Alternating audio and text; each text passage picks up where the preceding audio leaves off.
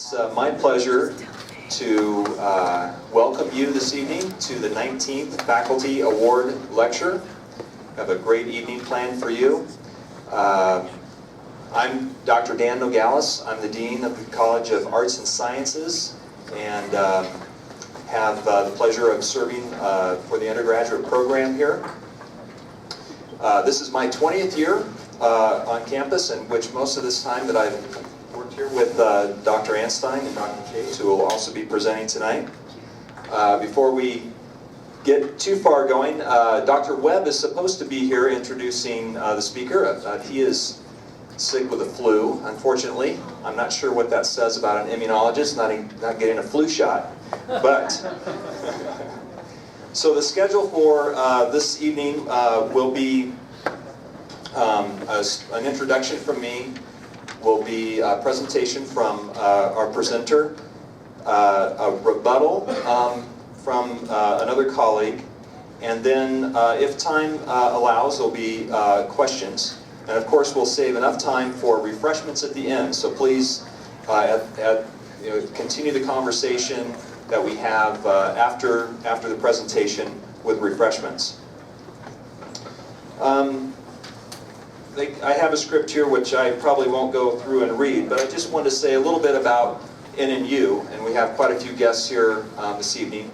NNU is a place in which we allow our professors to express their ideas. And we argue, and we disagree, but we are one body in Christ. And so we agree on the things that are ultimately important, and that is on salvation and the love of Christ and the triune God.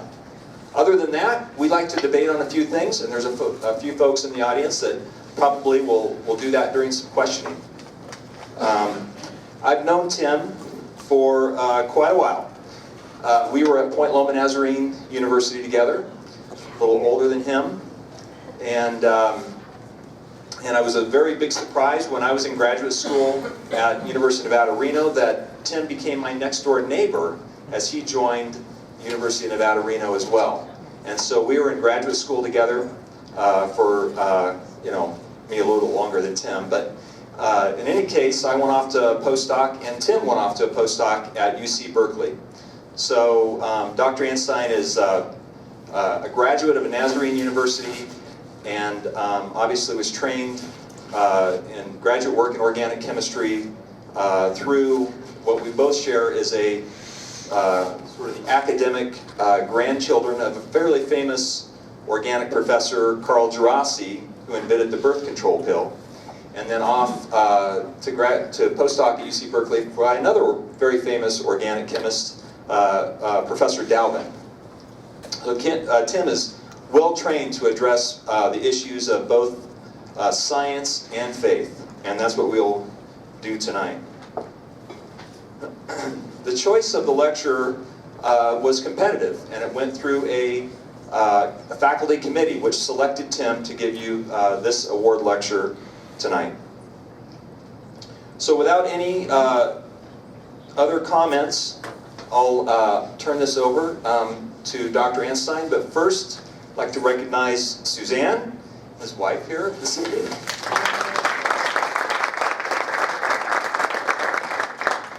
And so let's continue the applause for Dr. Anstine.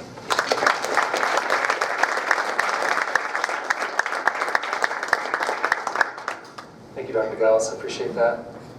I would like to thank you for coming out tonight and acknowledge the real Dr. Anstine, I always call her. She's the graduate from here in '93, so it's kind of neat that she's got that connection. I'd also like to thank a few people that spent time, let's see, am I too loud? Spent some time going, hold on one sec here. I teach general chemistry in this room, so you'd think I would have this mastered, but I don't. Oh well, if that gets too hot, just let me know. Where's the volume? Sorry, Tyler. I don't use a mic in GChem. Oh, it's up here. Oh, cool. Hello, test. That's good. Is that good? I think that's good. That's better. Right? Can you still hear me? Yeah. Okay. All right. So I'd like to thank a few people before I start. Just Dr. Strohmeyer and Dr. Gismondi spent quite a bit of time with me, just kind of working through my own thinking process, my own thought process in this. Because I'll tell you, as a trained organic chemist, I'm kind of a newbie to philosophy and history, but I enjoy those areas. And so when I jump into something like this, because science is so philosophically laden, I want to have my bases covered a little bit at least, so my chemistry has a background on which actually hopefully makes sense, and maybe it won't, maybe it will. So tonight, I can't do anything in life. I know it sounds kind of weird at a faculty lecture, but I got to start with prayer. Lord God, thank you so much for this time right now. Thank you that it's about you, Jesus. Thank you that you are what it's all about. And I ask tonight, Lord, that this would bring glory to you. And I ask that our conversation would bring glory to you. You know, that's my goal in life. You know, that's why I am here at this school, Lord. And so this is all for you. May you speak, may you change, may you challenge us tonight in your name. Amen. So whenever we start a talk like this, I always have to be careful that people hear the words that I'm saying and we're using them in the same context that I'm using them. Especially in this conversation, so to speak. Because this word right here is very, very loaded. This word is very loaded, the word philosophy is very loaded, and the word science is very loaded. So those three words, if you don't know what I mean, and I'm not communicating that the same way you're thinking about it, then we're really not going to have a fruitful night. So the very first thing I want to do is talk about what I mean by evolution and what I do not mean by evolution. There are three primitive names, or kind of distillate definitions of the word evolution. And the very first is this primitive word called change over time. I know of no scientists that disagree with that definition, so we can move quickly past that. Unfortunately, a lot of people, when they use the word evolution, this is what they mean. Things change over time. And no one would argue about that, right? Things change over time. People change, birds change, dogs change, etc., etc. The second definition that I will not be using tonight is actually this one here, descent with modification. The question here is, do mice and chimps share some form of a common distant ancestor? All right? This is not the realm of organic chemistry. This is the realm of biology. But I do want to just say that that is another definition of this word. Okay? And if you look at the grand scheme of this definition, it's pretty robust. And again, this is more in the lines of the geneticist and the biologist than my realm. When I use the word tonight, evolution, I want to be very clear that I mean this definition right here. In the beginning, there was nothing. And out of the nothingness, there was all of a sudden something. And in the something, there were laws that came into being that brought everything into being. That is the definition that I'm using tonight. It's a metaphysical definition of our reality, and hopefully we can flesh that out and have some conversation about that maybe down the road. We typically have grand schemes that look like this. And when I see a grand scheme like this, as an organic chemist, I have to pause, and that's why I put my name in the hat for this lecture tonight, because I think there are three areas as an organic chemist that I need to pause and say, hold on. Before I buy into this mega narrative, I want to ask some questions, and that's what we'll be doing hopefully tonight. Science is the second word that I'd like to define. Science has two presuppositions, or two things are before science, if you will. The first is mathematics. Okay? Mathematics has to be there in order for there to be science.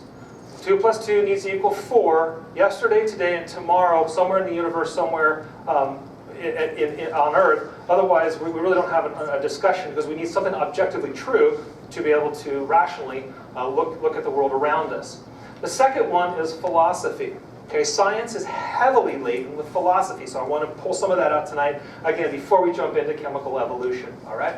So let's take a look at science. I was in a debate a few years back on NBC with Eugenie Scott, who is the national director for the high school curriculum. And one of the things I saw during this debate was her going back and forth between two definitions, if you will, of the word science. And she would go back and forth between these like they were the same. And I was kind of like, whoa, hold on a second.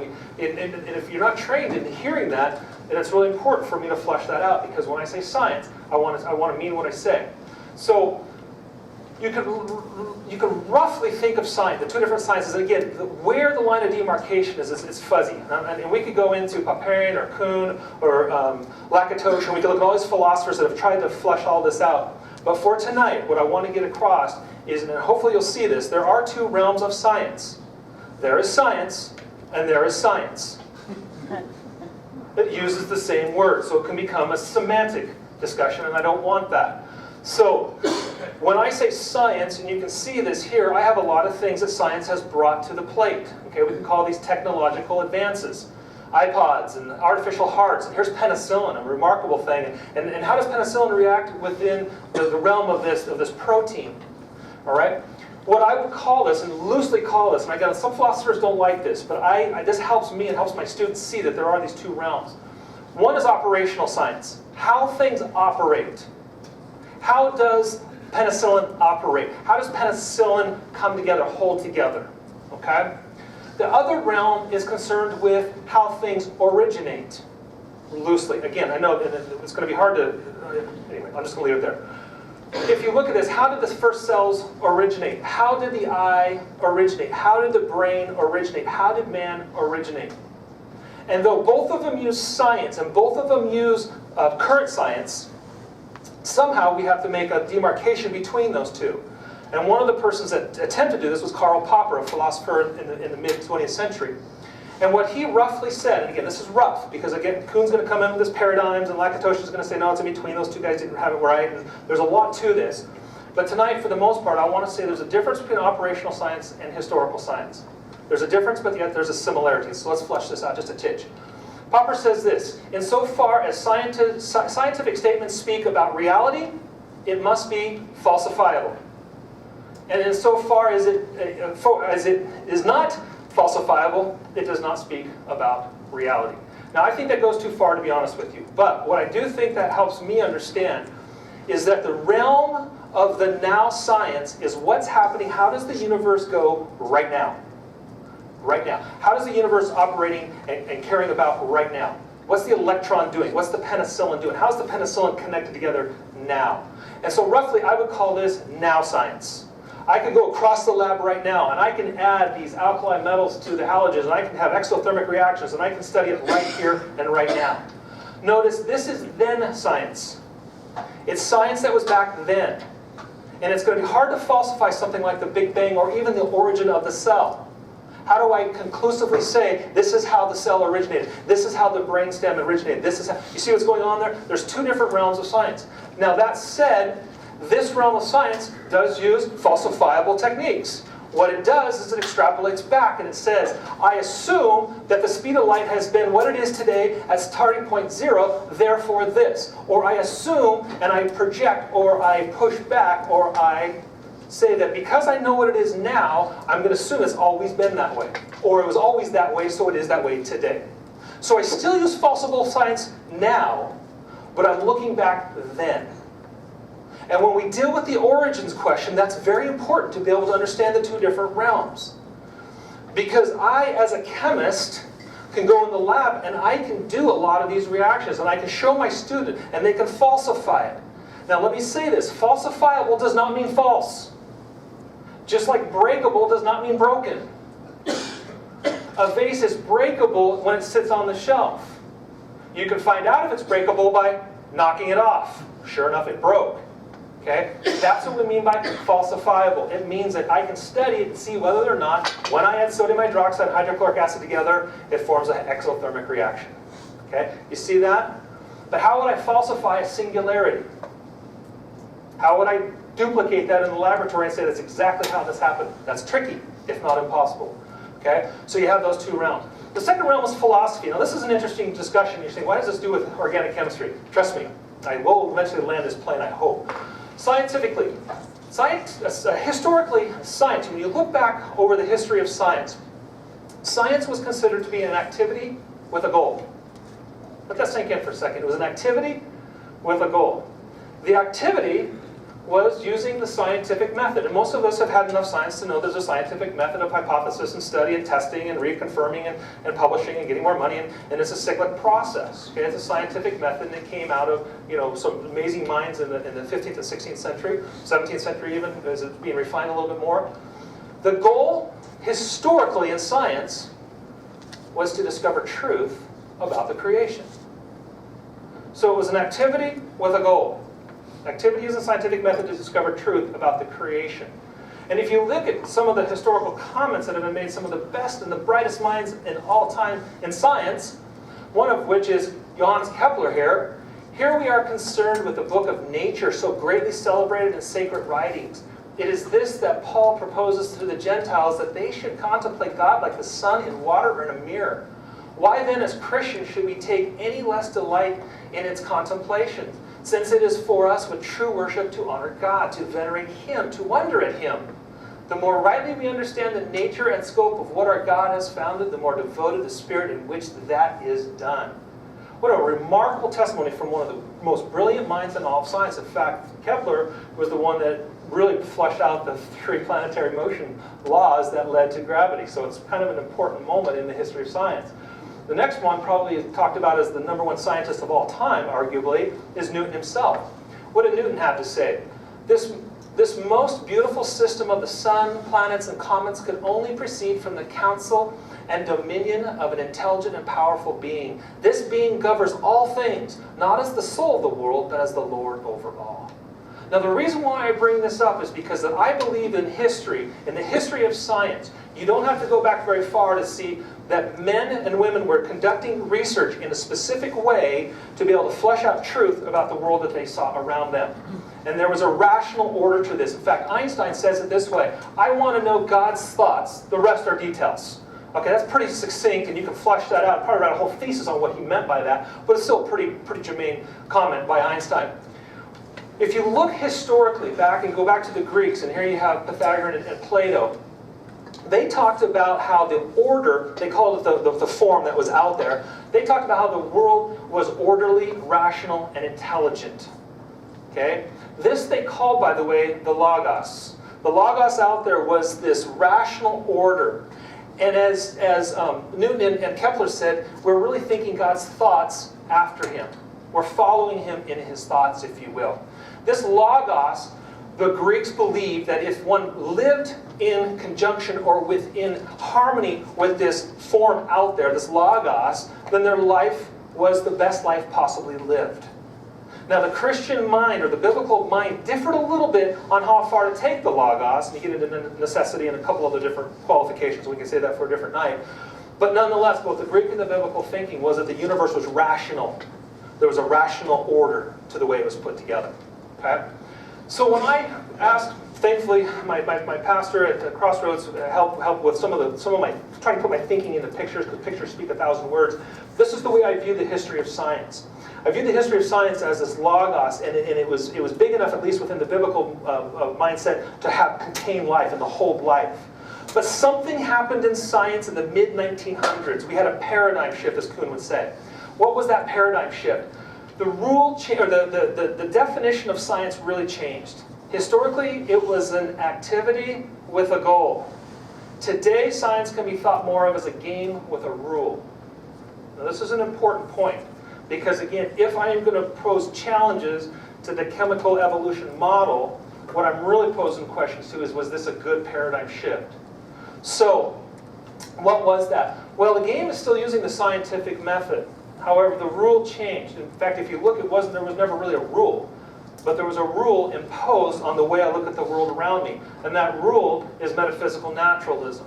Metaphysical naturalism is a loaded word. Again, that could take a whole night just to flesh out what that is, because you have methodological naturalism and metaphysical naturalism. I don't want to use a bunch of philosophical words or we'll just get lost. So let me add two more. One is epistemology, okay? And the other is epistemology. Let me flesh out epistemology. Epistemology is basically just our limits, our understanding the origin of knowledge. Where does knowledge come from? And the other is ontologically loaded, and that is, what is the nature of reality? What is nature, really? What is really real?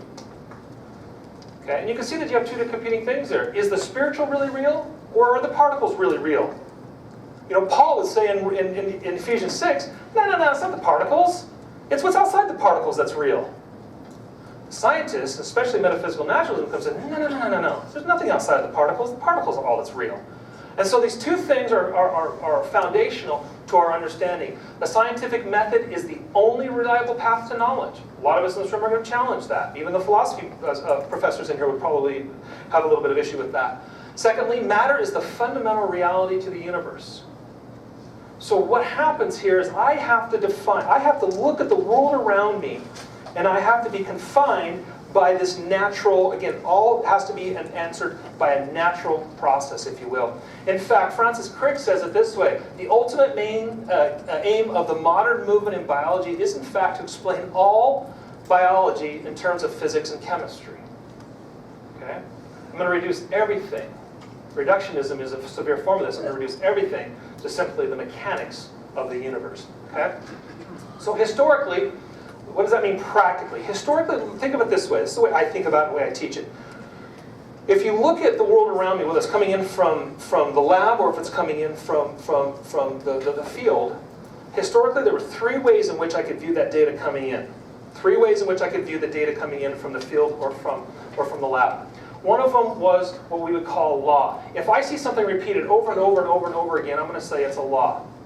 If I drop a pen and it falls, and I drop a pen and it falls, and I drop a pen and it falls, I drop a pen and it falls, other than the induction problem, I'm going to say the next time I drop that pen, it's going to fall. That's a law. There's a law. So it's repeatable. And you can see that in this pattern. It repeats. And by the way, it's predictable. I can predict what the next letter is going to be because I just saw it X number of times. The second category in which I could view the data coming in from either the laboratory or the field was through random events, chance processes. Similar to like the clouds in the sky or the pebbles on the bottom of a riverbed or the sand on the beach. Those were just random events. They're just there. They just happen. Okay? And so you can see a pattern like this and think, well, I can't really predict out here because I don't know what the next one's going to do. There's a chance that it's going to be something I can't even tell. So I can't predict with that. It's a random process. But historically, there was a third category in which the data coming in out of the laboratory and the field could be interpreted, and that was design. And if you look at this design, and you can read that up there, those of you that are paying attention, students, chemistry is so amazing. I love the periodic table, right? So how did I know that that was something? Well, there's a design component to that. There's something rationally in that I can see with my eyes and say that's a rational statement, right? The paradigm shift occurred with this. As we flesh this out, we're going to see a paradigm shift here in the mid-19th century. What happened is in modern science, again, this is historical science, this would be Kepler and Galileo or Newton and some of these brilliant minds in the past. Modern science comes along and says, oh, no, hold on. Natural selection working together with random mutations is really the power behind all innovations in the world as we know it. Let that sink in. What they were saying in the paradigm shift of the 19th century was that law working with chance mimics design. Law working with chance can mimic design. Therefore, we don't need design. And design was removed from science as one of the ways that we explain the world around us. So, that was the paradigm shift. If you look at Jacques Monod, of course, the French Nobel Prize-winning biologist, man knows at last that he is alone in the universe's unfeeling immensity, out of which he emerged only by chance. Chance alone is the source of all novelty. Wow. All creation in the biosphere. Pure chance. Only chance. Absolute but blind liberty is at the root of the prodigious edifice that is evolution. In fact, if you keep reading along this line of the history of science, Richard Dawkins says, biology is the study of complicated things that give the appearance of having been designed for a purpose. But it's only an illusion. Why? Because we know that these two working together mimic design. If you look at the way Francis Crick said, this biologist must constantly keep in mind that what they see was not designed, but rather evolved. So here we can flesh this out. We can start to see that, okay, these two were historically there. Currently, we don't have that realm. We are not allowed to have this filter on the data coming in from the lab or from the field. Why? Not because it's not there, I would argue, but because science has been predefined by metaphysical naturalism. We have put blinders on science, and I would call that, in my vocabulary, we have closed science. Okay? Now, what do we do with something that we see as simple as a turtle on a post? If I am in open science, I simply say, well, someone put it up there. But if I am in closed science, I have to explain how wind put that up there, or I think maybe more than likely what happened was it was actually a pond that was full of water, and it swam up there, and then a dam broke, and it just happened to suspend it there when all the water rushed out. That's how it got there. Okay? Now notice, with that second definition, I could falsify that. I could do studies of the soil around the post and see if it's wet. I could see if it could dry in a time frame that allows the turtle to still be alive. Right? And you can study that using falsifiable now science. But again, I cannot state the obvious that that turtle was put on the post by an intelligent source. That is not a place that I can discuss. That is not an area that I'm at liberty as a scientist, or at least as a credible scientist in the academy, to say.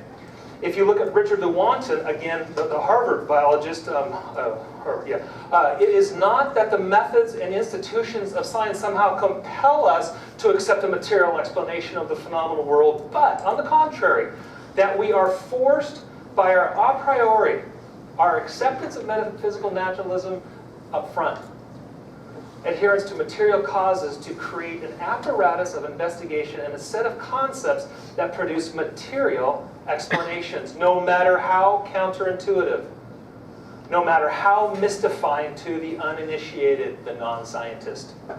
Moreover, that materialism is absolute, for we cannot allow a divine foot in the door. Now, at the end of tonight, I'm going to not be arguing for a God of the gaps. In fact, I'm going to challenge us on that, because that's not what I am. That's not what this talk of tonight is about. But I want to say that right now, because people are just going to use the old God of the gaps idea.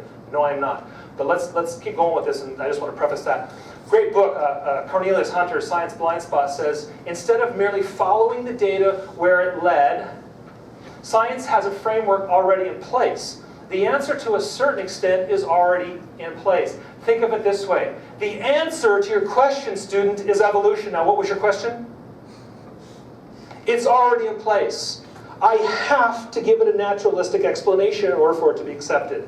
The answer is already in place. You see what's going on here?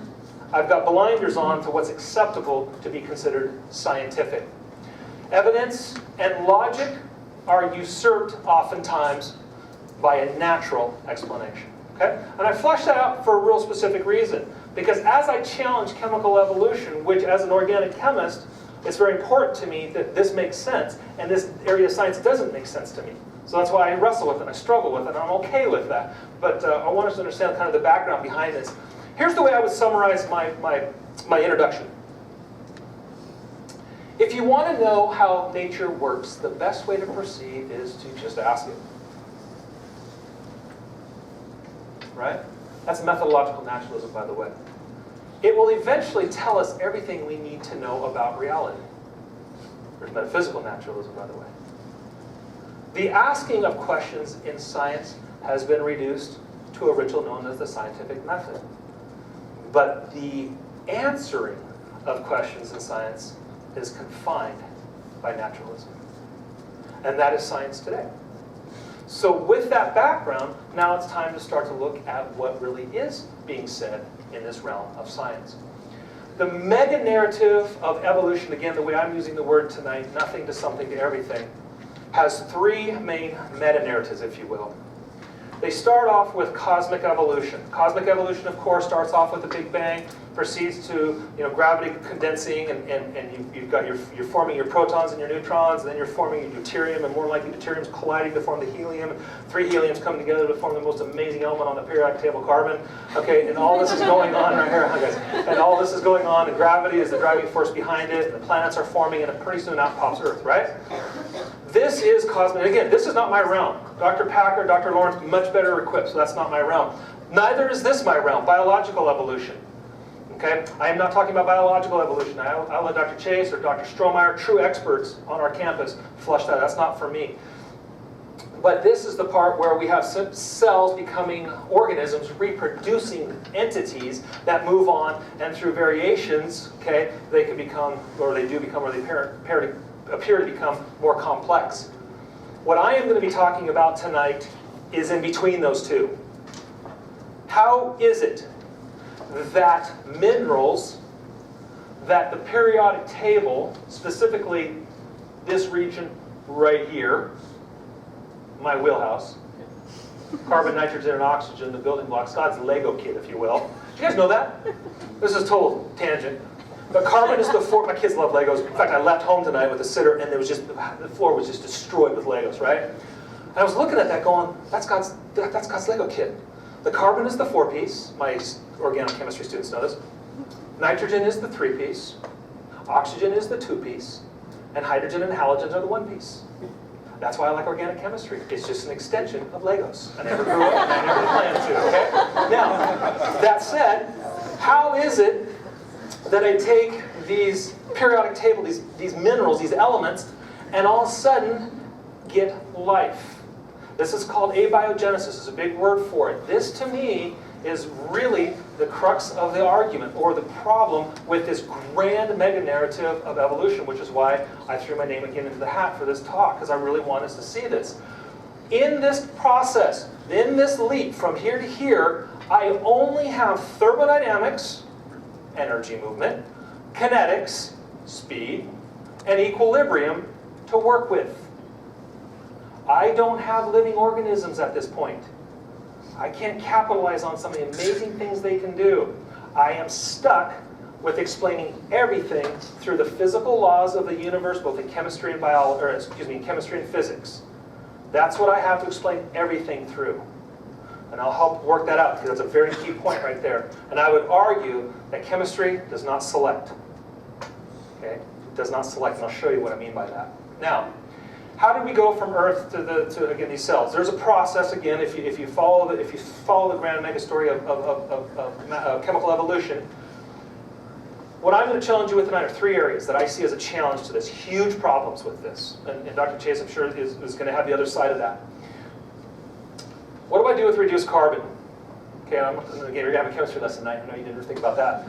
We're going to talk about reduced carbon. We're going to talk about small organics becoming homochiral, which I think is Dr. DeGala sent both Dr. Chase and I an email last week on a lab that was doing this, and he said, oh, hey, the holy grail of organic chemistry. That's what he said in his email. I'm like, yeah, it still is the holy grail of organic chemistry. We're going to flesh that out, okay? We're going to look at that. Polymerization. How do I then go from small molecules to polymers? Okay, and then the rest of this I won't fill in for tonight. I'll save someone like Dr. Strohmeyer or Dr. Chase or whoever to fill that in. But I'm going to talk about these, really specifically this, and this tonight. Because I think that in those 3, the leap across this chasm, as I'm going to challenge, is what Richard Dawkins would say, climbing Mount Improbable. Okay, and then what do we do with that? And that's where we'll land the plane tonight. So let's talk about carbon. My favorite element. I've given my life, really, my professional life to studying this amazing little element. I really have. I love carbon. All my organic students in here know that, right? You guys know that I love organic chemistry. They get that over and over and over and over and over again. I love organic chemistry. I really do. I fell in love with it. I was challenged with it at Point Loma. I really fell in love with it in grad school. Right up here. But before we jump into the most amazing element on the periodic table, let's have a basic chemistry. Okay? Those of you who aren't chemists, cool. You're going to get some GChem right here. Over here we have what's called the noble gases. They're noble because they have a full set of electrons. What is full? And that depends on where they are. Argon likes 8, neon likes 8, helium likes 2. So argon is 8. It's noble. Everybody wants to be like argon, at least if you're close by. So chlorine says, argon, you've got 18. I've only got 17. Chlorine says, man, if I just had one more electron, I would look like argon, and I really want to look like argon. Right? I don't think they have actually emotions, but maybe they do. I don't know if they're saying that, but that's the way I would teach it. Sodium over here. Now, by the way, the periodic table, do you know the periodic table is constructed so it fits on a nice piece of paper? This is a horrible presentation of atoms, by the way, isn't it, all you my GChem students? Because this row right here actually sits right here. It's not like way over there and then way over here. This row sits right here, okay? So sodium sits right here. And it says, hey, if I just lose one, wow, I look like neon. So sodium comes along and says, man, if I just lose one, I look like neon. Chlorine says, man, if I just gain one, I look like neon. Hey, I bet we can make really good friends. And if you put those 2 together, it's a violently exothermic explosion reaction. They really like each other. And so sodium gladly gives up its electron to chlorine, and chlorine, being the one that wants an electron more than anybody on the periodic table, says, I'll take it. They come together, and we have simple table salt, right? Sodium chloride. But where does that leave carbon? Watch where carbon sits. Carbon sits right here. Carbon is in the most frustrating, disappointing, difficult place on the entire periodic table. Why? Poor carbon has to either gain 4, 1, 2, 3, 4, or lose 4, 1, 2, 3, 4. Neither of which are thermodynamically possible. I should say possible, everything's possible. Ola did that at USC. But none of this stuff, it's not practical for carbon to do that. So carbon has programmed into it a super cool solution to the problem. It says, you know what, if I can just share someone else's electrons, I can pretend like I have 8 too. And that's exactly what it does. So carbon comes along with this 4 and says, hey, oxygen, why don't you give me, because the oxygen sits right here with its 6, and says, okay, oxygen, you give me 6, and you other oxygen give me 6, and I'll give 4, and then we'll all pretend like we all have 8. And they do. And so carbon has 8, and oxygen has 8, and they have the octet, and they're all happy. Another example of this would be methane over here. Again, carbon says, okay, each of you hydrogens come in and give me 1, and then we'll all share it, and I'll have 8, and we're all happy. But that's just part of the story. And the reason why I'm giving you the chemistry lesson for tonight is because oxygen and hydrogen don't play equally. Oxygen is the second most electronegative element on the periodic table, which means it steals carbon's electrons. In fact, oxygen has the electrons more of the time, forming this very polar bond. What that does to carbon, it actually causes carbon to be non-active. In fact, carbon dioxide is not considered an organic compound. Did you know that? Kind of a little trivia there. It is fully oxidized carbon. Methane, on the other hand, is active carbon. Why? Because carbon is more electronegative, and so it pulls the electrons towards it from hydrogen, and so it can react. Carbon can use these electrons here and go and build big, beautiful molecules like the biochemical molecules of life. Why is this important? Because depending on what we believe to be the original conditions of the primitive Earth, makes a big difference of whether we're going to build up biomolecules or whether carbon dioxide is going to sit there and rule the day and not do anything. See the point? The question is, how do we get carbon, active carbon and non-active carbon back and forth? How do we do that today?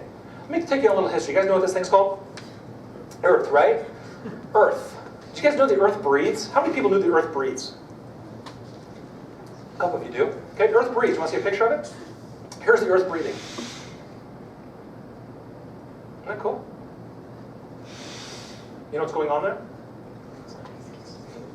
What's going on there? Well, if we play this animation, if it actually works, if we play this animation, what's actually happening is we're building up carbon dioxide, right? Typically during the winter times, whether it's from the off-gassing from the ocean, or whether it's carbon being burned, or whether it's just animals in general, or a couple of things. But what happens is all this carbon dioxide builds up during the winter. And if you see during May, what happens? All the planets start to come around, and what happens? They convert the carbon dioxide, non-active carbon, back to reduced carbon in the form of glucose. And it's a very complex process called photosynthesis. So I have to wait for what? I have to wait for this biological system to get the carbon dioxide back to the reduced state of a sugar, or methane in this case, which we'll see in a second. So that being said, we take carbon dioxide through a very complex process, and out comes glucose through a very complex biochemical pathway. But hold on. Remember what I said during chemical evolution. Biology isn't at work yet. What do I mean by that? Here is the believed history of the Earth. Here is photosynthesis, about 3.5 billion years ago. Here is the first life form. Notice it's only about 500 million years between here. Okay, so I've got 500 million years to get, I got to get my life form up to here and then the photosynthesis. What form was carbon in? What is it believed about chemistry, or in the geochemical world, that carbon, what form was carbon in prior to photosynthesis? Because prior to photosynthesis, once I have photosynthesis, no problem. Photosynthesis goes through a process and reduces carbon dioxide down to reduced carbon. Reduced carbon is the one that builds up these biomolecules. Wonderful. But prior to that, what kind of form do we have for carbon? Philip Abelson is probably the leading expert in this entire discussion. Okay? His book, Aspects of Paleobiochemistry, he says this: the hypothesis of an early methane reduced form ammonia atmosphere is found to be without solid foundation, indeed is contradicted. What is the evidence for a primitive methane ammonia atmosphere? Again, a reduced state of carbon on Earth? The answer is that there is no evidence for it, but much against it. In fact, the consensus or the leading belief about this primitive Earth, after we have this triple helium, bringing together 3 heliums in this collision to form carbon, is among geochemists, there's near consensus that the early atmosphere looked like the volcanic outgassing, which was water vapor, carbon dioxide, nitrogen, again, which is a non-active. I mean, we breathe it right now. It's not acting in our body. It's this non-active form. But the original conditions of the Earth prior to photosynthesis were all in a non-active form. That's a problem, by the way.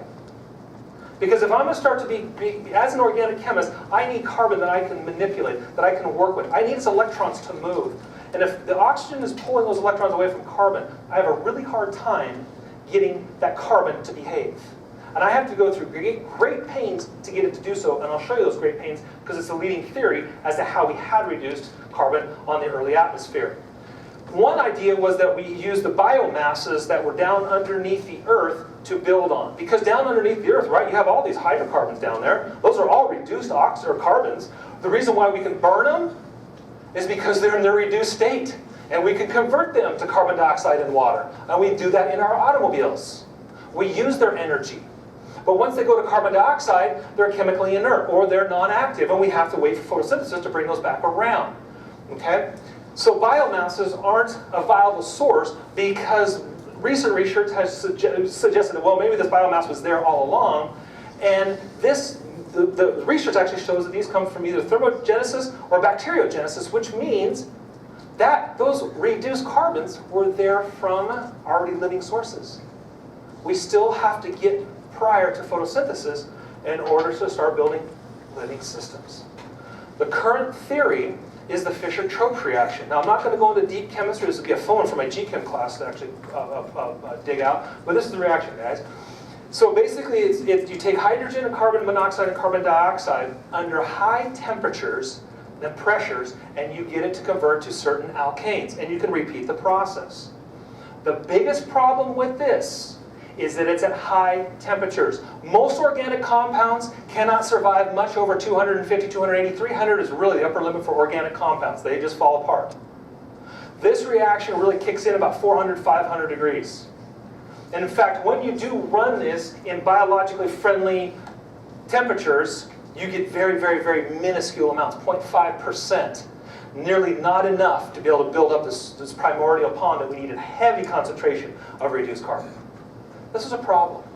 And one possible solution to the problem is they arrived aboard meteorites. And this is a growing one with comets because we can look out there and we do see certain organic compounds on these bodies floating around Earth and through our solar system.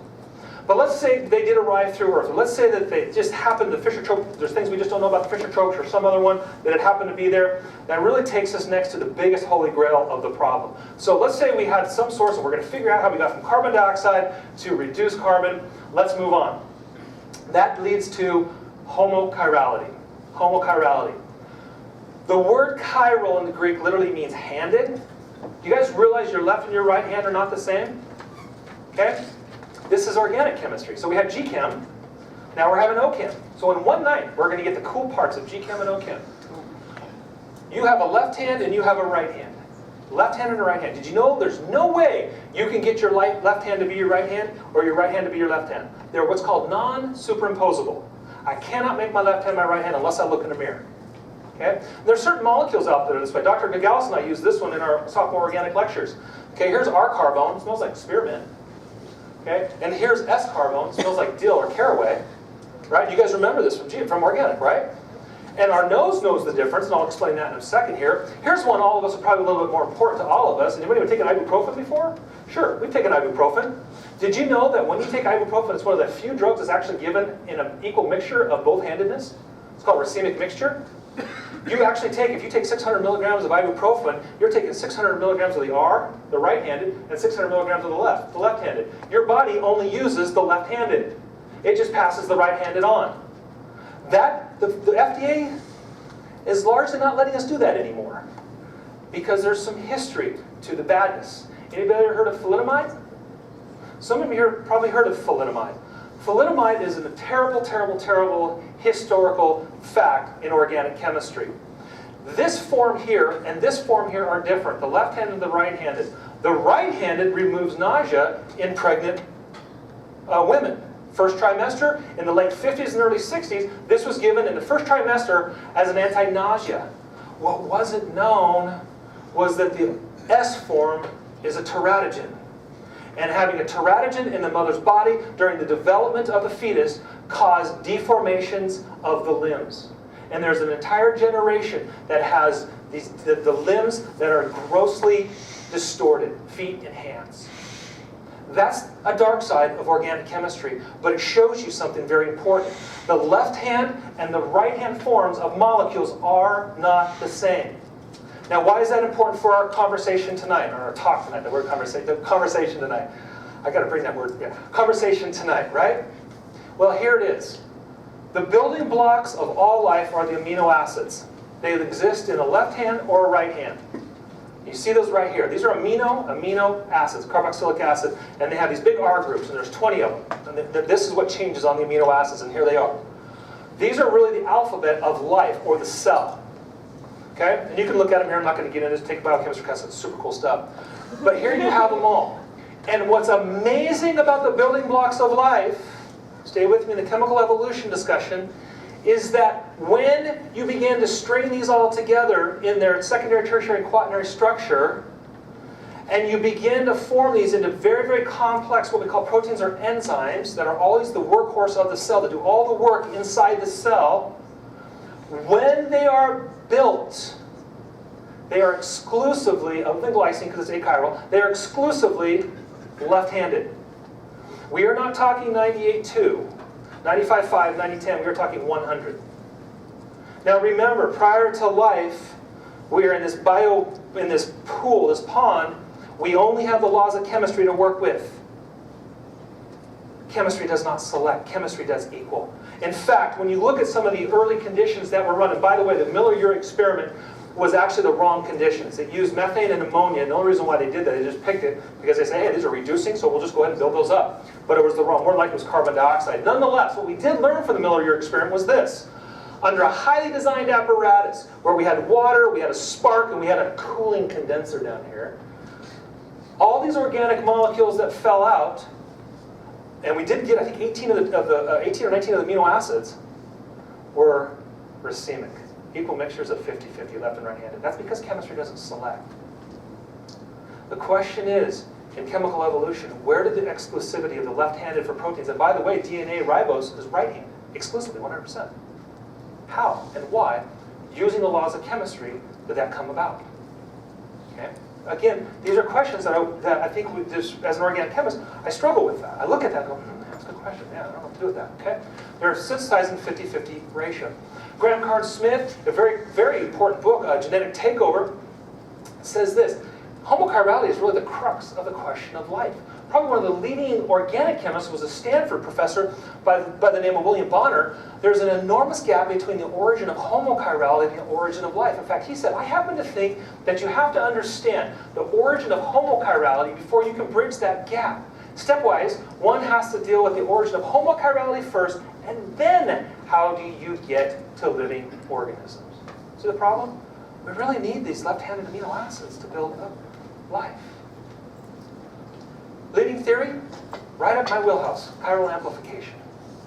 Chiral amplification is an interesting phenomenon. It does happen, it's actually pretty cool. What happens with chiral amplification is an organic chemist seeds in a little bit of pure enantiomer. A little bit of pure enantiomer is put into a flask that is really an autocatalytic reaction. What does that mean? Look at this reaction here. This is an autocatalytic reaction. I'm going to take a little bit of seed enantiomer up here. By the way, it's a 99% enantiomeric excess. That's what EE means. Okay? And I'm going to take something that's achiral, right here. And as this reaction progresses, I do see chirality. But notice, even with seeding, I see 93% enantiomeric excess. I do not see 100%. I put this in, and I let the reaction go, and I see 93. 0.2 equivalence is what that means in your stoichiometry, the UG chemers. 0.1 equivalence here, and I put that in, and notice I see 55% enantiomeric excess. even with sneaking design in. Because the question is, where did the pure seeds come from? Because if I only have the laws of chemistry to use, I still get the 50-50 mixture. Now, the reason why I say this is personal, I have actually 3 publications that deal directly with this concept and this property. This is just one of them. This is tetrahedron asymmetry. This was actually the heart of my thesis during grad school. What we did is we synthesized these molecules that form these capsules, and we made them chiral. We put these big methyl groups up here, okay? And what we showed was that if we put R methyl groups, this thing binds this way. And if we put S methyl groups, which is the other hand, they bind this way. So if all the amino acids in the body are left-handed, S-ibuprofen works. R-ibuprofen works. But if for all this, S-ibuprofen works, R-ibuprofen's worthless. And what we did with this work was to show that, wow, we can actually induce the bigger construct of these systems by pure chirality. But let me tell you from personal experience, working in conjunction with an incredibly brilliant and hardworking postdoc, it was a painstaking process to get these pure. It did not happen by chance and in the laws of chemistry, but with a lot of hard work and diligence at the bench. And in fact, crystallizing it out from brucine, which is just a brutal, it's a toxin that'll kill you like at 1 part per million, all over the lab. Awesome. Now, Bonner says it this way. Bonner says, I spent 25 years looking for terrestrial mechanisms for homochirality and trying to experimentally investigate them and didn't find any supporting evidence. That's not my words. That's Stanford organic chemist. In fact, what did he propose as a way out of this? And actually, it's a valid point. He proposed extraterrestrial seeding. Because we do see out there, we do see some chiral substances on comets buzzing around our solar system. Okay? So it's somehow, maybe it's seeded in this pond. Let's give it to them that this arrived. Or, you know, you have to think about this rationally though, right? I mean, have you guys ever seen Apollo 13? When that thing comes ripping through the atmosphere, it's over 1,500 degrees on the surface of that thing. Do you remember what I said organic molecules are, 300 is pretty hot for an organic molecule. 1,500 degrees, you start to convert things into soot and carbon and charcoal. Okay, just think of your grill on your fire, you're at home. So the last step that we're going to see tonight before I land the plane, and I'm doing pretty well, I think I have 15 minutes to land this thing, is polymerization. Stay with me. Presented 2 problems as an organic chemist that I see with this the meta-narrative of chemical evolution. The final one for me that as I look at this is called polymerization. Polymerization is not a trivial process, and here's why. What is a polymer? In order to make these biochemical molecules of life, the big protein molecules, and we can talk about their folding and stuff, which is really fascinating, because when I worked in Elan Pharmaceutical, we would make these advanced pain drugs that had 21 amino acids with 3 bridges, and to try to get these things to coil right, it was actually really hard. And so we could talk about that, which would be a different night, but really complex structures here from what? From these little beads on the string, these little amino acids here all put together. How are they put together? Well, you take a monomer and you add it to another one and they make these bonds be formed. Why is this important for tonight? Follow. Here I have amino acid 1 and here I have amino acid 2. When I add amino acid 1 and amino acid 2 together, I remove water. See that in the red donut there, the red banana? I have H2O. Water is removed in this process. So it's called a dehydration reaction. When I bring 2 monomers together, 2 amino acids together, it dehydrates. It forms water as a byproduct. Again, using the laws of chemistry and what we know about chemistry in the physical world outside of the biological system, by the way, because the biological system can overcome this. We have what's called Le Chatelier's principle. Again, basic chemistry, but what happens to an equilibrium system if I perturb it? Let's say I add a little bit of water to this side. Equilibrium just moves that way and it balances them back out. Let's say I take a little bit of the water out of this side. Well, it just moves this way and it balances back out. The point is, whichever way, if there's product in the reaction, then the reaction goes the other way. As product builds up over here, it forces equilibrium this way. Now the cells can overcome this because they're more anhydrous and they can do things because they can remove water. But we're talking about what? We're talking about prior to living in systems, we've got to address this situation. So what happens and why is this so important and why is this your third point for tonight? Water is built up. If I do this in water, what happens to equilibrium? It goes that way. Equilibrium, because the Le Chatelier's principle says, now hold on a second. When we do this dehydration reaction, we generate water. If you're going to do that in water, I'm favoring monomers, not polymers. And for life, I need very complex polymers. And if you look at the stories, or what's been proposed for the primordial pond, it looks like this. Well, clay surfaces, by the way, were thrown out. There's no evidence for that.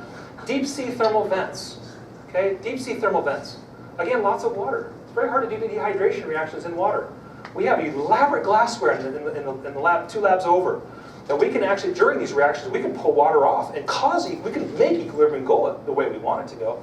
But again, that's me putting design into the system. Tidal pools, again, lots of water. Okay?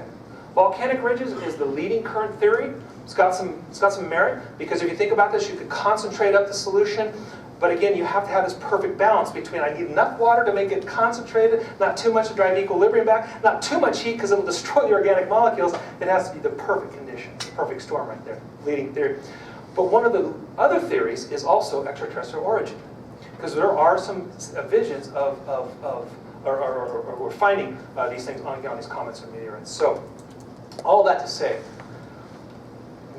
most recent book out on this entire, it's a fantastic book, by the way, written by this Uwe Heinrich. The origin of life is one of the unsolved fundamental mysteries in modern natural science. The endeavor to discover some of its secrets continues to challenge researchers. It is the incapability to link chemical and biological evolution that continues to puzzle scientists. How can a mix of non-living chemicals be transformed into something as complex as the living cell? This is a problem. This is a problem. Now, what does this really do? How do you land a plane like this tonight on a faith-based community where we want to be scientists and we're also believers in the person of Christ? I'm going to propose 2 things for you. The very first thing that I'm going to propose, this is for me. This is not, you don't have to take any of this. This is for me. This is where I'm at. Very first thing is, when I look at complexity like this, I'm going to bring in some level of epistemological accountability. I want to be sure that when I'm looking at the world around me as a scientist, I want to be real in what I'm letting in and what I'm not. I personally don't believe that metaphysical naturalism is a good constraint on science. I even some days question methodological naturalism. I have a little bit of issues with that as well. But metaphysical naturalism is one of those areas where I'm just looking at it going, wait a minute, there's no way you can prove by science that nature is all that matter is all that there is. What experiment did you even run to prove that? You sneak that in a priori, up front. You assume that to be true, and then you confine that on the rest of science. I don't like that. I like more of the open view of science that Newton and Kepler, when they discovered following God in his logic and the order of the universe. Because when I look at one of these little cheesy toys that my kids fly all over the house and they bash into it and it breaks, and they have to put duct tape on it to fix it, put batteries in it, and find it when it's up in the tree. And I look at that and I say, good grief, it's amazing what engineering does today. I look at Dr. Duke's stuff that he's got in his office. My kids, they just look at his stuff and it's just like, I want to be in his office and play with all his robots and toys. The amount of design that goes into that is incredible. And how can I, as a scientist, say, well, yeah, that's obvious, but this is actually obvious. This is just a product of natural processes over time. Chance and law working together develop such a beautiful system. At what level does that become absurd? I'm just throwing this out there because this is where I'm at. You can take it or leave it. This is the free part of tonight. Because this is what I see happening. Historically, science had the answer. The Greeks believed it and they called it the logos. Life made sense in context of the order of the logos. But metaphysical naturalism in the 19th century, mid-19th century said, no. There's a better way to understand the world, and we had what we call a paradigm shift. And now everything in science, everything in life has to be fit into this cozy little box. And I'm seeing as an organic chemist places where this isn't so cozy. Places where I'm like, I don't know if I like that. Homochirality is a huge topic for me. This is what I think. I'm probably going back, old school scientist. I'm okay with that inference. But I can hear the person out there going, no, you just did it. You just did God of the gaps. No, I didn't. Popper says this. Popper believed that science advances not by proving theories true, but by proving them false and then revising them. That's a great way of thinking of science. How do you disprove? How do you chip at something and say, you know what? There might be a better way to think about this. There might be a better way to approach this. What if we could bring that to the table? Because I'm going to challenge you with this tonight. This is one of my bigger challenges. I think an appeal to the absurd goes both ways. On the one hand, it's absurd to say, I can't figure it out using methodological processes, therefore God must have done it. Do you guys know that Uranus wobbles? Well, it used to. And you know what was behind that wobble? Was Neptune.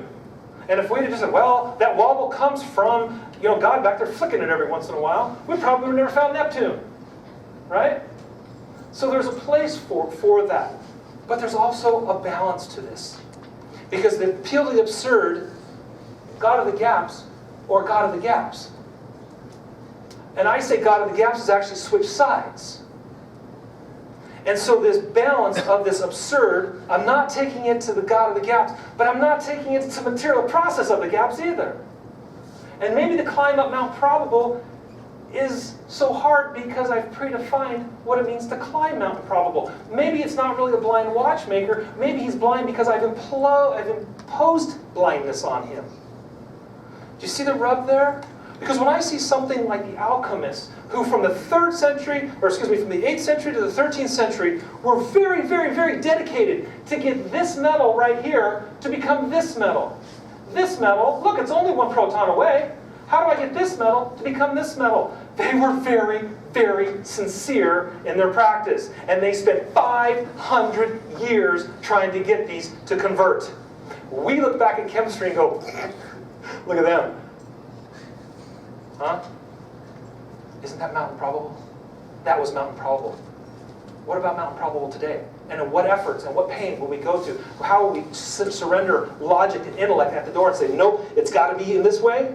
Ever lost your keys? And you looked where you knew they were. This just happened to me not that long ago. Looking through the kitchen, every drawer. I had them in the kitchen. I wonder if the kids took them. Where are they? Looked. And I finally gave up. I found a second pair of keys. And that night, I found them in the bedroom. No matter how sincere I would have been for the search of the keys in the kitchen, I wasn't about to find them. However, if they were in the kitchen, my diligence hopefully would have found them for me. So what I'm saying is, I'm not going to flush it all out the door, but let's be realistic. Let's have balance. Let's have epistemological accountability. There's a balance to science, right? Would we agree with that? Now, my second one for you tonight is this. Last one. Some form of origins reformation. This is very personal to me. Because when I look at this creation event, what do you see? When I look at it, I see something. When you look at it, what do you see? I see something so miraculous, so amazing, so big, that I'm in awe over it. Do you think at any point in the history of the world, the universe, whatever you want to call it, there has been a non-natural event? Ooh. As Christians, I think we'd have to call water to wine, maybe? Maybe the resurrection? Maybe walking on water? Or maybe it's just a law we don't understand yet, right? I personally believe, as a believer in the person of Christ, that there are miracles. And I'm okay with that as a scientist. And for me personally, students, I'll let you know what I think. Most of the time you don't know what your professors think. Well, actually, you guys know what I think.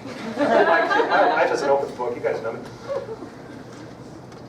I think, in my life, and I'm comfortable with this, that I'm not going to fully understand a miracle, especially the creation, until the point where Jesus said, or God says, and he rested.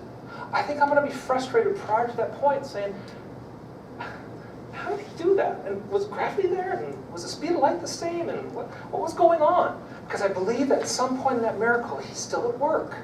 I'm okay with that. I know people in this room aren't okay with that. I don't want to get feedback that that's awful. Fantastic. That's the conversation we should be having. Because at what point, as a Christian, do you say God did have a place in creation? just at the very beginning where he got the ball rolling and developed the laws and then just let it go? Well, I think we call that a deist, if I'm not mistaken. So at what level do we put the creation of the universe into the category of miracle? I don't know that. I am still working on that. I'm not saying do it. I'm saying that's where I'm at. Because I'll tell you this. My hero in philosophy and science is this gentleman right here. Some of you know him, Anthony Flew, probably the leading atheist of the 20th century, credited by several for really paving the way, his writings paving the way for the new atheist movement. His books were phenomenal. Over 40 very, very, very, very well-written books on incredible topics like body, mind, and death, thinking about thinking, that's a cool one, huh? Thinking straight, evolutionary ethics, Darwinian evolution, does God exist, atheistic humanism. This was the leading atheist of the 20th century. And you know the last book he wrote before he died? You know it? Right there. There is a God. What changed Anthony Flew's mind? Listen to his own words.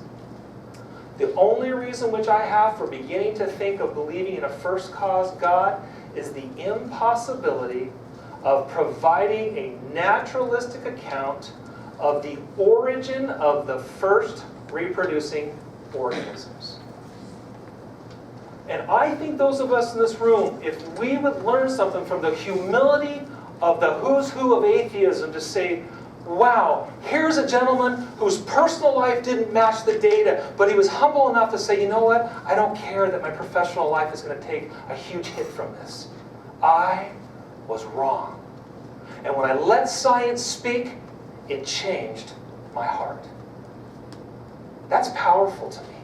There's an incredible amount of humility that's associated with that in my own journey.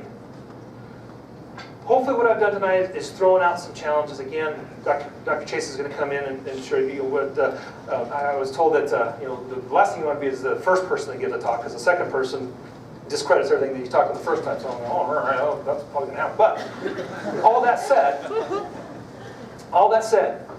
I want to be very clear with something. In my life, and the way I do science, and the way I teach my students, and the way I teach my Sunday school class, and the way I hopefully interact with my wife and my kids, this thing called life is real. This thing called Logos is real. In John 1:1, John starts that book with, in the beginning was the Logos. And the Logos was with God. And the Logos was God. The word John chooses to use there, for in the beginning was the Word, and the Word was with God, is Logos. The Greeks didn't take it far enough. It was conditional. The Christians said, no. It's necessary, which means it's a first principle. Creation falls out of that first principle. Logos. In Jesus, life makes sense. In Jesus, my personal life makes sense. In Jesus, science makes sense. And it makes me excited. And I'll tell you one thing that I am serious about. I am serious about that guy up there. I love him. I've given my life for him. He means the world to me. And I will continue to this day to try to glorify him in the way I do my science, the way I teach my students, and hopefully the way I live my personal life. Because that's all I've got for you tonight. But again, I look forward to Dr. Chase's input.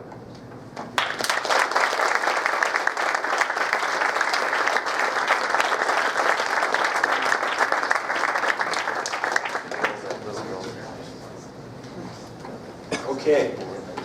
Excellent, Tim. Thank you very much.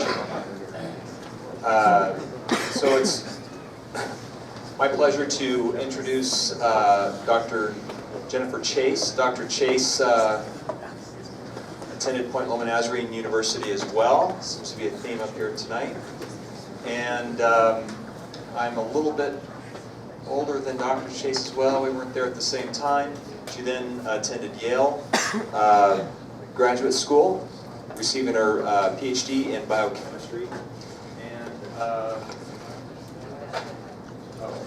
And so I really have the pleasure of hiring both of these individuals into the chemistry department here.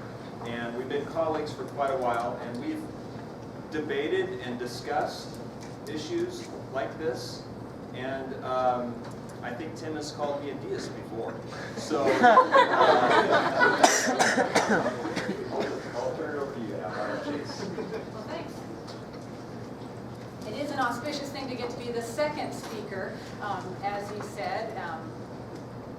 And the first thing you need to know in organic chemistry world, the very last time I took organic chemistry was the very first time Dr. Anstine took it. Okay, we took that class together, and that's when I stopped studying organic chemistry. So what my debate might be on that particular topic, well, we'll see how that ends up playing out. And I was working, obviously, if I had to go in advance, the downside of being the second person is I had a transcript. You didn't have to follow that. So anywhere I'm wrong, anywhere I deviate, I'm sorry about that. I was trying to keep up during the point of this talk. So Dr. Anstine, in this talk, points us towards very deep weaknesses in the mechanisms that are available for this abiogenic chemical synthesis.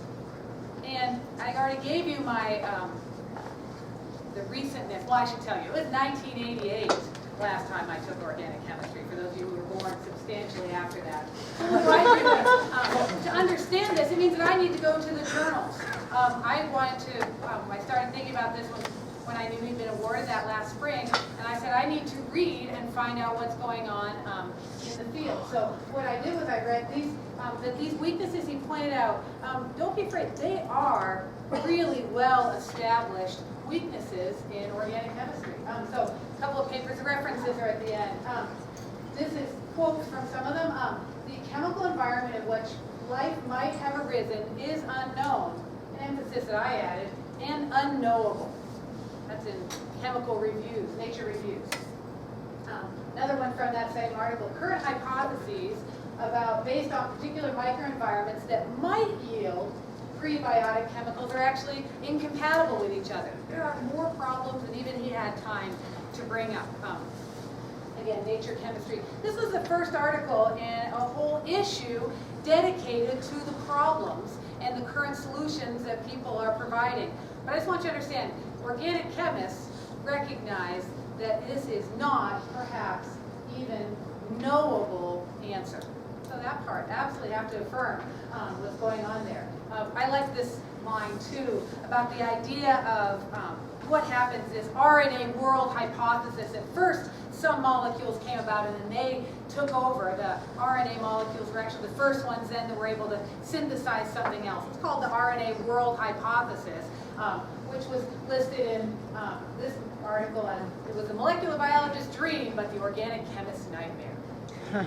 So this is a problem, organic chemists there. So, and I'm going to absolutely affirm that this naturalistic way in which many, especially non-chemists, I'm going to say, I think chemists get this problem, but non-chemists, and that would include biologists, all the way up through people who use evolution with the most clarity, is social scientists.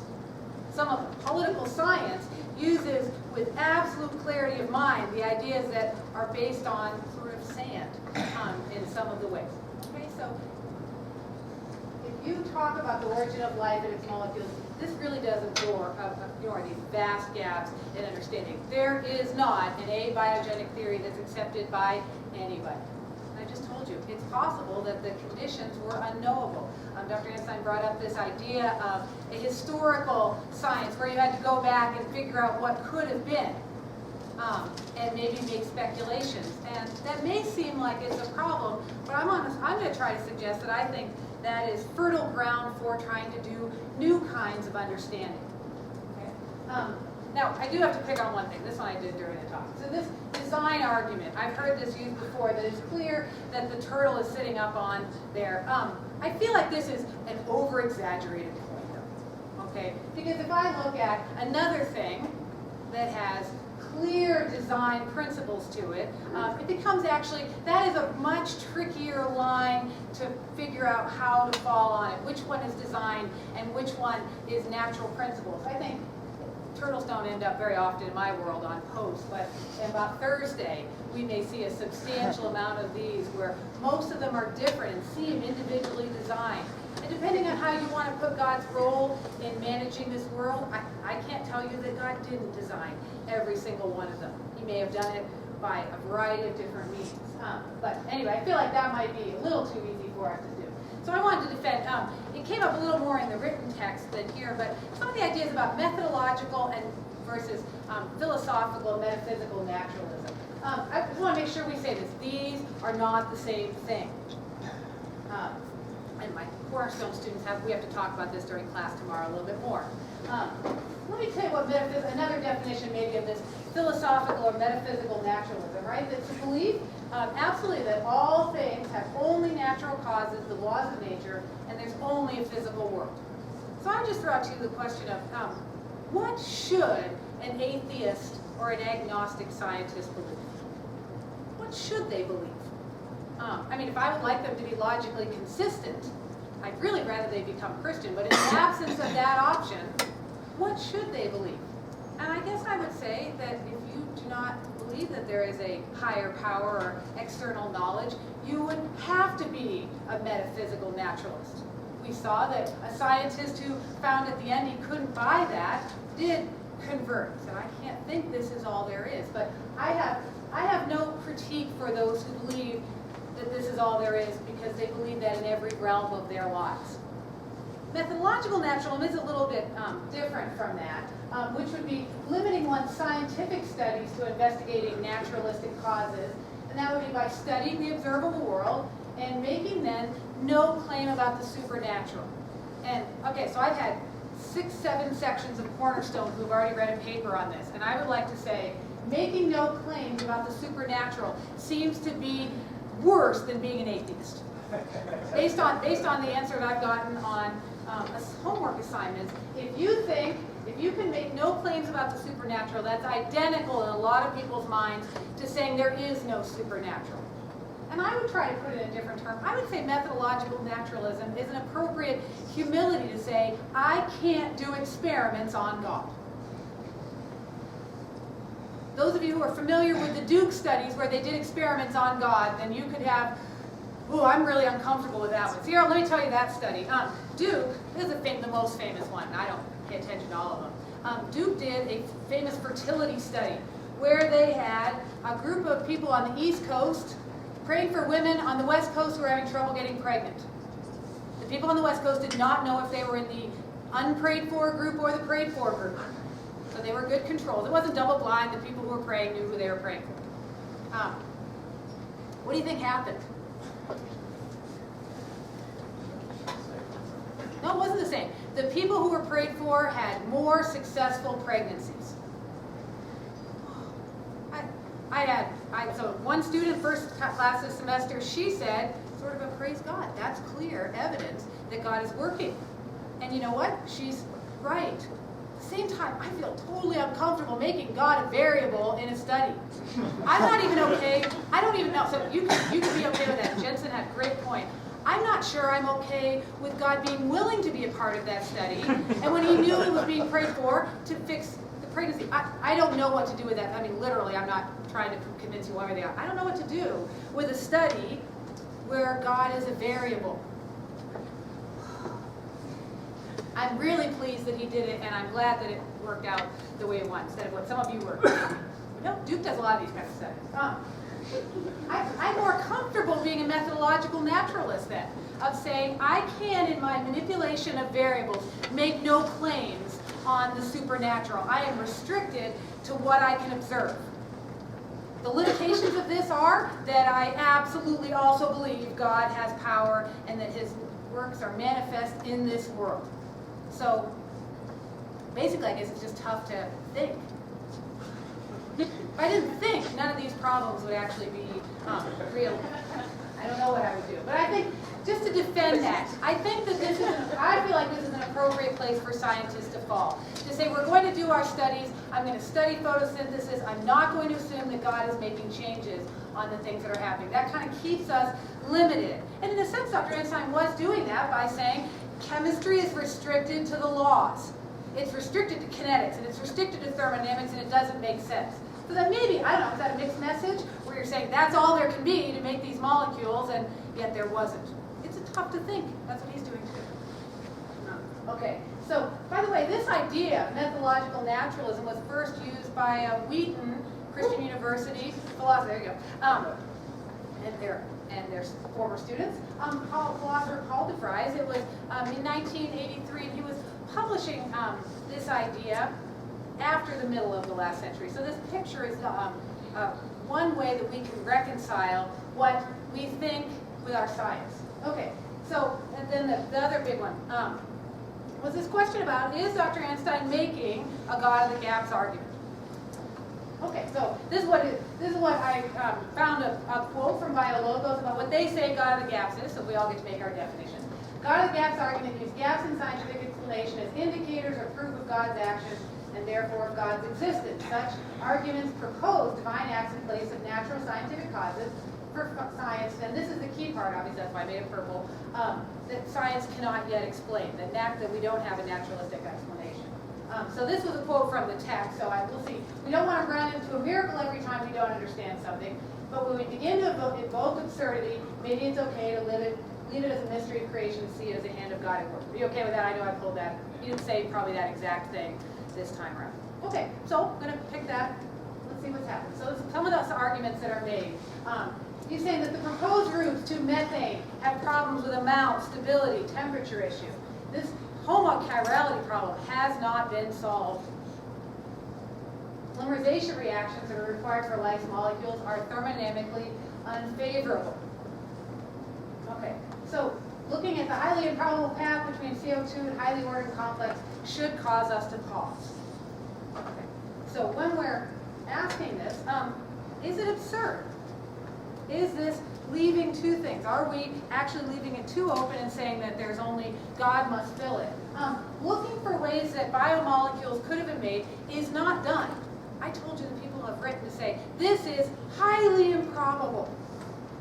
That's well accepted. And yet, I just picked out some of the covers of journals that are doing astrobiology research, high altitude, Journal of Astrobiology, Journal of International Journal of Astrobiology, and the whole section of NASA dedicated to astrobiology. I would suggest that these folks don't seem to think that this problem is permanently unsolvable.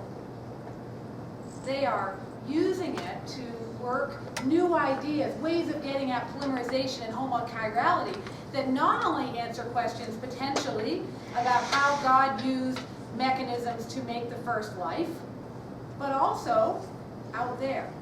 So I don't know if I can answer whether that was a God of the gaps argument. It sure does feel like we're saying, if it hasn't been solved, let's not go ahead and go crazy off the deep end of absurdity. I'm going to use these people. I'm not that kind of organic chemist at all. Bio. Things that once they were alive makes more sense. But these groups of people are doing week after week, thousands upon thousands of journals, investigating this question. So I would hate to tell them that it's an absurd behavior.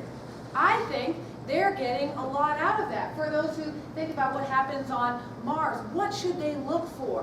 What would happen deep beneath the polar ice caps? Could we find molecules that might be living? So they have found it as a great place to continue to study. It excites them. If we said this isn't going to be solved because really God had to step in and produce a miracle, that God filling the gaps idea, then where would they be going? And then finally on this topic, going back to that historical question, are they just asking questions about origins? And I would say, if we think of it from the astrobiology perspective, when they are looking for these molecules on comets and on asteroids, I think they're landing a lander on a comet tomorrow. That's going to be the first time a visit has been made by some sort of Earth thing to a comet if they don't fall off a cliff, because it didn't look like they thought it would when they got there. So tomorrow night you might know about what's in a comet. When they look at these things, what could they find? What are they going to see? It is not just historical. In this whole universe, there are a lot of things that have potentially different places in developing of organic molecules and not. They're landing from, and we'll see how those things play out. So, I would say Christian absolutely, so just to wrap up, Christian absolutely has to know and affirm that God is the creator. Okay? But many of them would like to understand God's ways more by not leaving prebiotic chemistry as a mystery. Okay? And we know Romans 1:20. Since the creation of the world, God's invisible qualities and internal power and divine nature have been clearly seen, being understood from this natural world and its laws. So I think some of us really want to use these kind of molecules as like a window into how God did do his creation. So I look forward to years and years more of people studying, investigating, coming up with new ideas about how these first molecules could have come about, and they may never figure it out. But it's up to you to decide, what does that mean if they never figure it out? So thank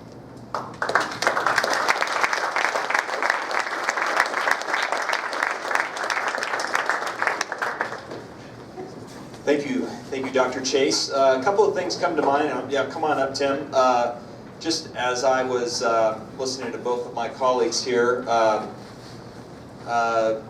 one is kind of a sad thing, in that, is this even on? Is this working at all? A little bit?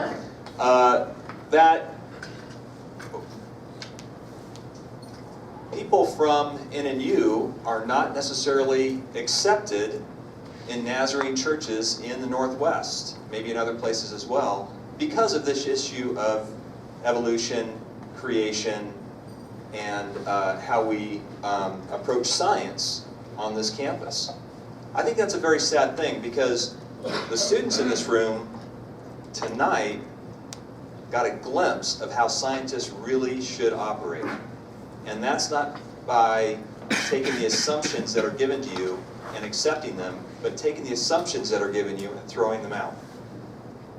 So really, it was a great treat for our students to be here tonight, and I thank you all for coming. The second thing that is very interesting is I was talking to a prospective student today who brought me aside. He's not here, I don't think. I want to embarrass him. And he said he's an atheist. And the issue of science and religion is what he's struggling with. And we chatted. What a great thing to happen on a Christian campus. So thank you, Tim. Thank you very much. Thank you, Jennifer. Appreciate that very much. I have a couple of things to give to you, Tim. You have the honor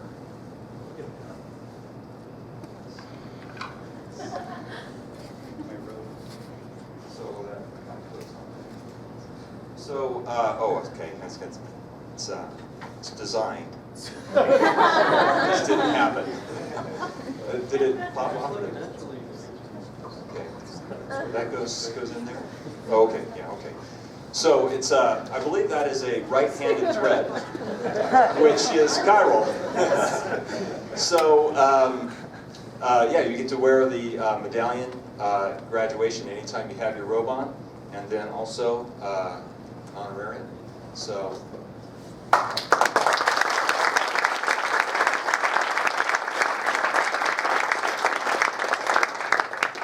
Okay, well, we're right on time, and let's continue the conversation outside. Some punch and cookies, and yeah,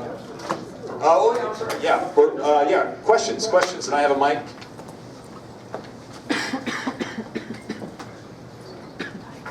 Questions? Yes, Jason.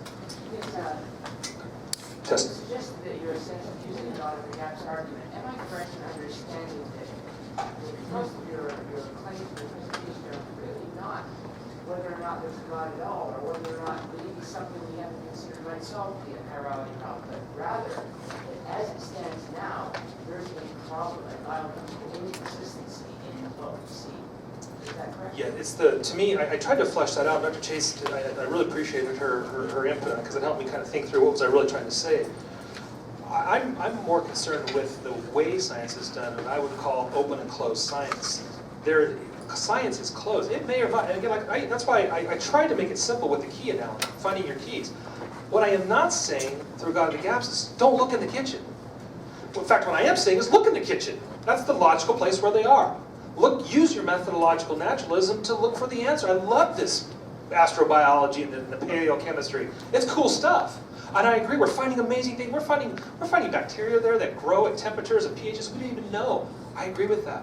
But what I'm saying is, let the data lead. Sometimes the data leads in a direction that we weren't looking for. For example, Scott Minnick up at U of I. Scott Minnick was told, don't think of all systems as having lost complexity. Over time, they've lost complexity, and that's where we get these killer bugs. And he was saying, well, there's another way to look at those killer bugs. Maybe, or the evolutionists said this gained information, they become more killer, more killer, more killer. But Dr. Minnick said, no, there's another side. Maybe they've lost information and they become killer bugs. And guess what?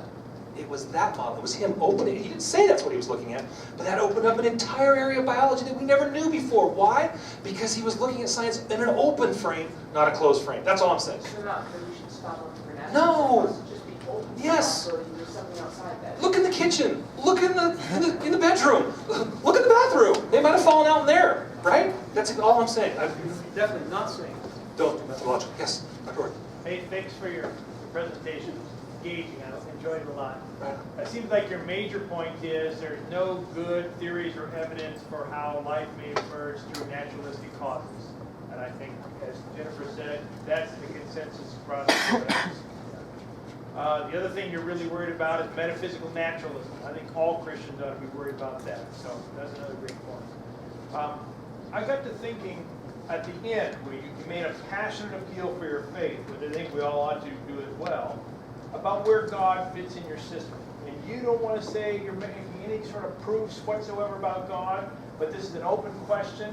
And because you're a Christian, at the end of the day, you want to say, I believe in God, and this is what it's all about. So I got to asking myself, what if next month in some journal, someone publishes a really great, convincing article that gives you a, quote, natural causes about how life began? Am I right that that wouldn't change whether or not you believed in God? No. So what really is at stake here for you in terms of your theology? You're going to believe in God whether or not there's a naturalistic explanation to life, or if there's not. Yep. Am I right about Yep. that? Correct. So at the end of the day, this is not really a faith thing for you. This is just an open question, and you want us to know this has not yet been solved. Correct. Excellent. Thank you. Because what I do is when I look out at the world around me, I use my students in organic chemistry. I am fascinated with the morphine model and how you can convert morphine into codeine and convert it into heroin. And I'm constantly talking to my students. To me, that's a form of worship. I look at that and I see God's hand in that design. It's just beautiful. Like she showed up there this crystal that she said is designed. There's beauty in that. There's interesting. It's a form of worship for me. Some people are reduced to worship with a song, some are with an opera. Organic chemistry does it for me. I look at it. And how dare I say to my daughter 2 mornings ago with that beautiful sunrise, Jessie, I know that sunset's beautiful, but let me tell you what it really is. It's just the refraction of light off dust. It's no big deal.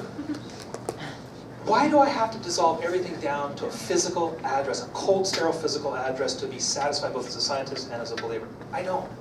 I'm okay with mystery. In fact, I love mystery. I love that she used this up here. There's a depth and a richness to the world around us. And what I think happens in closed science is we really force ourselves into this closed reality that takes the beauty and the mystery out of the Creator. We were designed for a purpose. We were designed, Colossians tells us that all things were created by Him and for Him. So my doing science causes me to draw out closer and closer. Yes. So it looks like the leading answer to most of these problems is extraterrestrial seeding.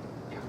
That, all right, well, it probably couldn't happen here, but somewhere else it was created, or some precursor was created somewhere else, delivered here through some mechanism, and then that solves all the problems. Now we have life on Earth.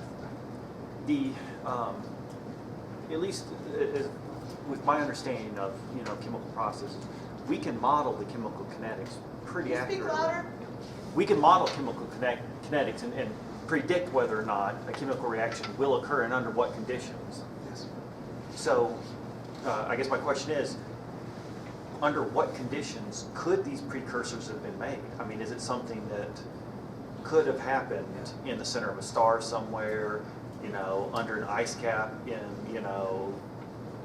some, gas giant planet? Are these actual possible reactions that can occur in real life, or is it just unknown conditions that And come from. this is why to organic chemists, and Dr. Nagals and I, is this in and out? Dr. Nagals and I talked about the real holy grail of chemistry is homochirality.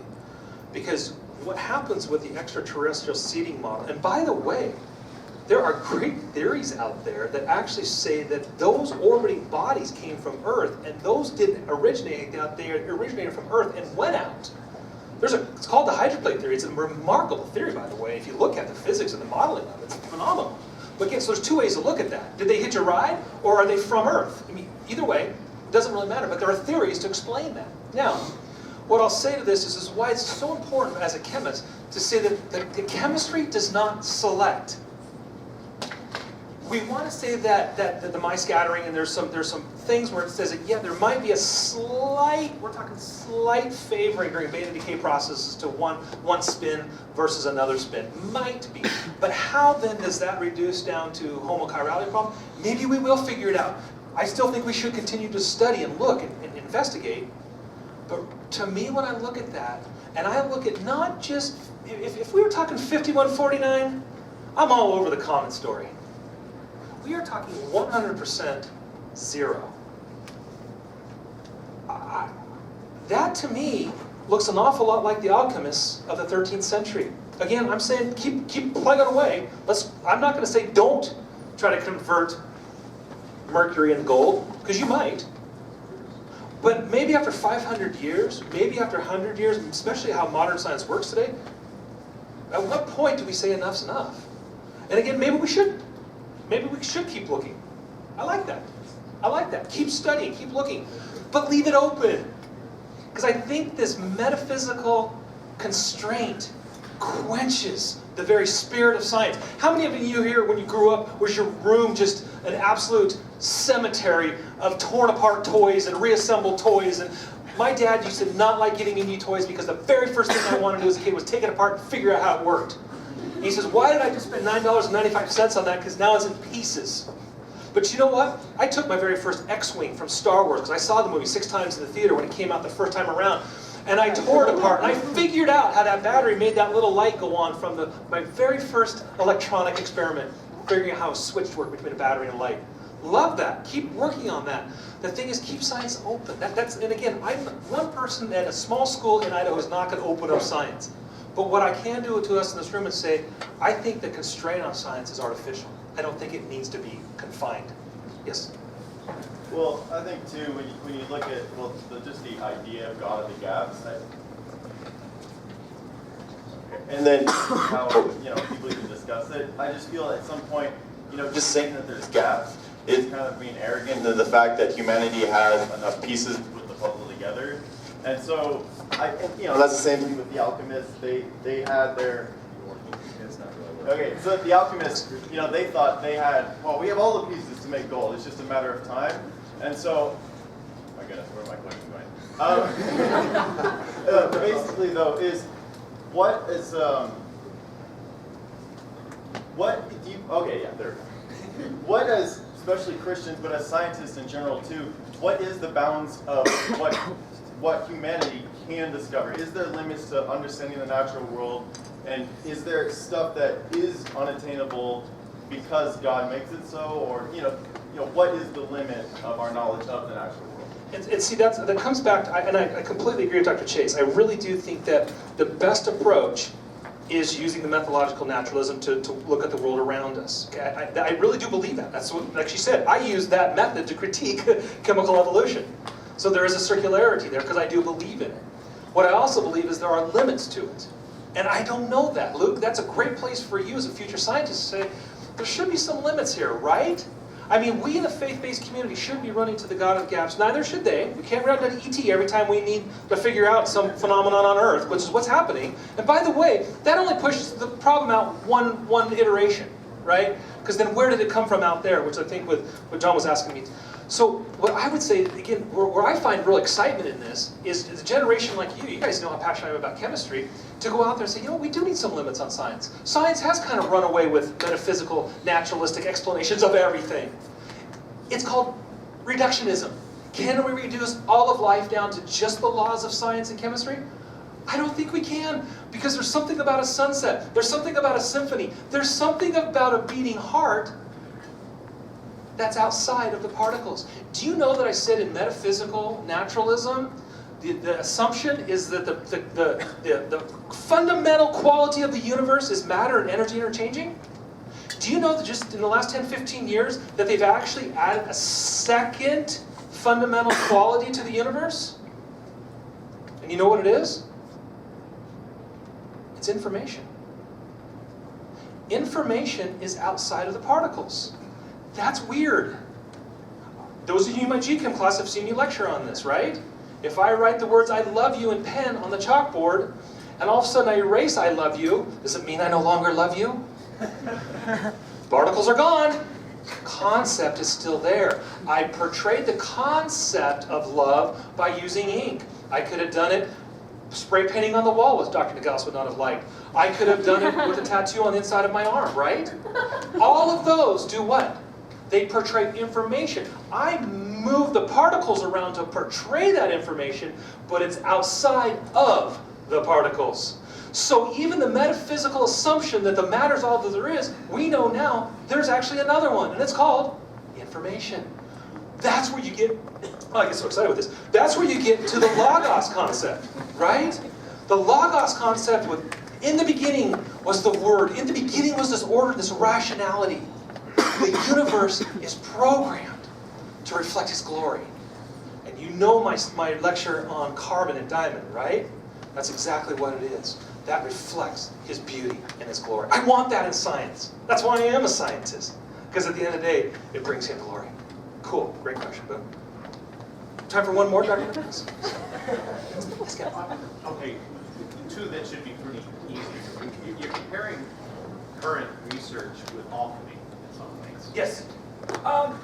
Certain aspects of current research, correct. Well, so my first question is, did the alchemists discover important things in the same way that current scientists are discovering things? Without a doubt. And I totally agree with that. Yes. Okay. Yes. We learned a lot, actually, of chemistry by doing that. Yes, By no doubt. working and converting things to gold. Yes.